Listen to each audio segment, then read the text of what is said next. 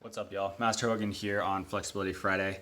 I couldn't really decide what kind of topic I wanted to explore this week, so I figured just face to camera, raw, unedited video. Not that I normally edit my videos that much, but I kind of wanted to explore and think about what has led me to this point in my movement journey, if you will, and how I've arrived at this situation as far as all that goes. So a little bit of context first. I discovered a few key things were very likely the cause of how I've been able to be successful relatively, if you want to call it that, in movement. Okay, so the first thing, foundation. Foundation was super key for me. I started martial arts when I was like 7, and I did that for years until I moved away from Vancouver. So trained and then taught. And the super awesome thing with that was I had a great instructor, Master Lim. He was really big on like technical aspects of movement.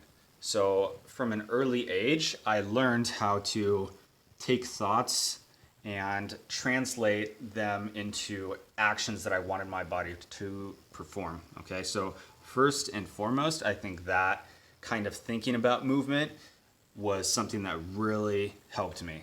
Okay, along with that, I got lucky in the flexibility department as far as genetics goes. Thanks, mom and dad, for that. So those two things, and then the not to sound boastful or anything, but I think what really aided my journey was people being sort of like enamored with my flexibility when I was young. I was always usually the most flexible kid around, and like other kids weren't as flexible as me, so I objectively saw that. I saw the difference. And then people would make comments all the time, like, I can't believe how flexible you are, this, that, whatever. The reason that I say that is because all of that external foundation formed my internal foundation of how I viewed myself as far as movement and flexibility went. So it sort of like built up that belief for me of that I was able to do it, I suppose. So I think nothing really is as great of an example as front splits for me. I used to not be able to do them, but just one random day when I think it was like after we were practicing, after class one day, we were stretching out, and I always had what I now know to be a mental block, but I didn't know, I just couldn't do it. One day I just did it. Like I forced myself into the range. From that day on both sides, I could do it. So it was like I did it on my good side, and from then on, I could do it on both sides, and I've been able to do it ever since. And I think that speaks to the mentality, okay? Because I always had the belief that I was flexible, and that's aided me in pushing more and more, but everyone still has mental blocks. Like, for example, if somebody doesn't think they're flexible and like they go out for surgery or something, you can lift their like whatever limb into ranges that they would not believe is possible. Okay, so it's flexibility really is like a lot mental. Okay, another thing, so the external foundation formed my internal foundation, and that was really important. And that combined with, I continued to keep that mentality of like I'm the master of my body. I can objectively think about how a movement should feel and then make that movement happen. Okay, so that's a little bit more than just flexibility, but that carried through everything, helped like a lot, crazy lot. So as I started to experiment more, And again, shout out to Master Lim for really fostering that environment of movement and experimentation with all of us as students. And then I gotta also say shout out to like my Vancouver homies that I grew up doing martial arts with, because they were probably the most important in all that. We always pushed each other. That competition was always good. So that and the experimentation, I think, was super key. Eventually the experimentation kind of led to us pushing our own boundaries.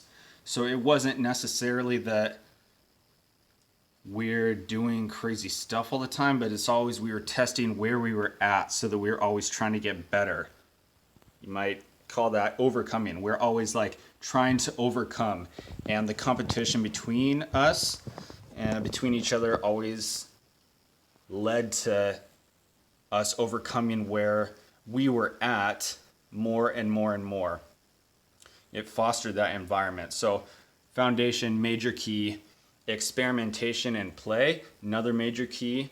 But then overcoming, always overcoming. And I think that that's probably the really most key thing, because all of that combined has led to how I like approach any kind of flexibility or movement in general to this day. So I know that I always need to be able to overcome, and I mean, man is pretty much designed to overcome. They're designed to be able to lift weights, like break through barriers, accomplish goals is even part of that. Like everything is just set up in life to amount to that. So on that note, no one ever breaks through barriers by just doing the bare minimum. So the other piece is, I think it's the responsibility of every individual to discover what their body is capable of. Flat out, that's just the way it is. And in exploring that, you'll find that there's lots of barriers to overcome, but you'll never be able to overcome if you're just doing the bare minimum. So you got to figure out where you're at, and then you got to test your limits. Okay, and that is probably the biggest thing. Okay, because there's all the intangibles that come with testing your limits and overcoming barriers and figuring out where your edge is at that moment, and then moving beyond it, expanding your range, so to speak, and literally, and just pushing all the time. So your body will adapt. It always does. So test your limits. If there's any takeaway from this, test your limits. Keep trying to overcome barriers, especially mentally, because a lot of it is that. I'll give you this takeaway. If you believe you can or you believe you cannot, you're probably going to be right. Either way. Okay, so as with most things, it's a choice. So just make sure you're choosing the right one. I'm Master Hogan. Take care.